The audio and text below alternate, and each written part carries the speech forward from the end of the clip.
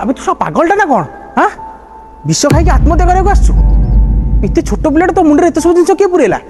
তো ଆଉ କଣ କରିବି ତୁ କହ 2 ବର୍ଷ ତଳେ ଏଇ ଆଖିରେ ଡାକ୍ତର ହବାର ସ୍ୱପ୍ନ ନେଇ ଗାଁ ଛାଡି ସହରକୁ ଯାଇଥିଲି ପାଠ ପଢିବାକୁ ବାପା ମାଙ୍କର କର୍ତ୍ତବ୍ୟ ନ ଥାଇକି ବି ନ ଖାଇ ନ ପିଇ ଗୋଟିଏ ଗୋଟିଏ ଟଙ୍କା ଯୋଡ଼ିକି ଲକ୍ଷ ଲକ୍ଷ ଟଙ୍କା ଦେଇଛନ୍ତି ମତେ ପାଠ ପଢିବାକୁ ହେଲେ ଆଜି କଣ ହେଲା 2 ବର୍ଷରେ ଦି ଥର ପେପର ଲିକ୍ ତୁ କହ ଭାଇ କୋଉ ମୋ ନେଇ ମୁଁ ସେ ଘରକୁ ଯିବି ବାପାକୁ ଏବେ କଣ ଉତ୍ତର ଦେବି ହଁ ତ ଏଥିରେ ତୋର ଭୁଲ କ'ଣ ଆରେ ଭୁଲ ତ ସେ ସରକାର ଆଉ ସେ ପ୍ରଶାସନର ଆରେ ଭୁଲ ତ ସେଇ ଦଲାଲ ମାନଙ୍କର ଯିଏ ମାତ୍ର କିଛିଟା ଟଙ୍କା ପାଇଁ